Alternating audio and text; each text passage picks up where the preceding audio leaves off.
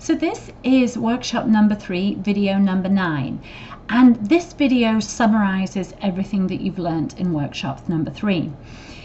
So the first thing that we talked about was accepting the 3 basic truths in life. Number 1, that you can't change the past. No matter how upset you get about it, no matter how angry you get about it, no matter what grudges you're holding against people because of things they've done to you in the past, nothing will change what happened. If you can't forget about it and move on, just try to accept what happened. Put all those feelings that currently you're spending in anxiety or annoyance or anger or shame or whatever you're feeling, put all of those feelings, all those emotions into creating an amazing future, because you cannot change the past. The second basic truth that we learned is that life is always 50-50. When you think about the most famous rich person, that person who you just imagine has a dream, amazing life, know that their life is 50-50, good and bad. They may have different problems to you. They may not have money problems if they're rich. But they probably still have relationship problems. They still have days where stuff goes wrong. It's just different problems. You know, it's things like their jet breaks down rather than their car breaks down. Life is still 50-50, good and bad, no matter who you are. And if you can accept that when you're having a bad day at work, or when you're having a bad week, or you've got a family issue going on, just accept that this is one of the 50% of bad times, and that tomorrow will be better, or next week will be better. And if you can just go through your day with acceptance of the situation and doing the best you can, then that's all that you can control. Which brings me to the third thing, that all you can control is your thoughts. And it's really just your mindset, because while all you have control of is yourself, sometimes you're put in situations where you're at the mercy of other people's decisions. So the only thing you can control is your thoughts. And the model, which we talked about, if you want to go into more detail in that, the model allows you to think good thoughts that lead to great outcomes or great results. And that's really all you need to know about the model, unless you want to go into more detail. But once you accept that you can't change the past, that life is always a 50-50 mix of good and bad, and the only thing that you can control is your mindset, then you can focus on becoming an excellent employee. And what does an excellent employee do? Number 1, they add value to everything that they do. You are not entitled to your job. At the most basic level, you have to bring in enough money to be able to justify the cost of employing you. But why would you want to do that? Add value. Do everything that you possibly can to make your job amazing. Have that positive mindset. Become the best person who has ever done your job, simply because it makes you feel good.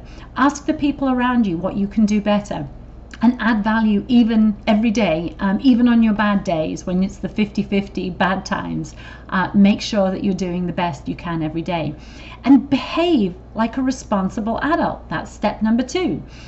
People enjoy being around responsible adults. They enjoy being around people who uplift them, who have a positive attitude, who have energy.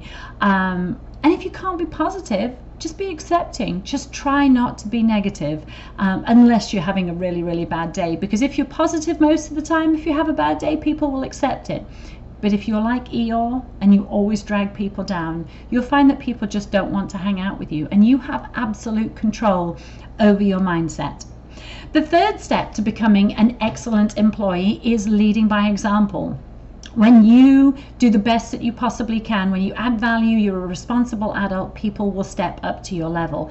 If you define the standards that you want to live your life by, and the consequences for that will happen when people don't live up to your standards, then you will become someone who inspires people to do their best, which is one of the key things about being a good manager. The fourth step to becoming an excellent employee is setting really clear expectations. In the days where we have email now, email allows a lot of miscommunication because you don't have that face-to-face contact or that phone contact with someone to get their agreement that your expectation is realistic. So the more important something is to you, the more likely you have to be to pick up the phone, speak to someone and get their agreement, get their ownership of whatever expectation you've set of them. And then the final part to being an excellent employee is following up. The reason most things fail is because number one, you haven't set a clear expectation, but number two is you haven't followed up. Follow-up is absolutely critical. The more important something is, the more you have to follow up. The more disorganized the person that you're dealing with is, the more you have to follow up. The less skill, the less training someone has, the more you have to follow up. Take that time, make it one of your 90-minute one of your number one priorities for the first 90 minutes of your day, or schedule a 50-minute block during the day to follow up. You can even keep a running list either on your phone or just on a notepad of all the things you need to follow up, or you could schedule alerts in your phone. However you have to keep track of it, make sure you follow up.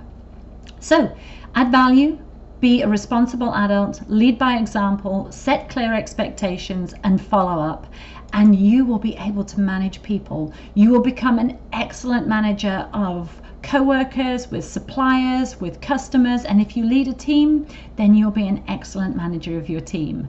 So take the steps, become an excellent employee.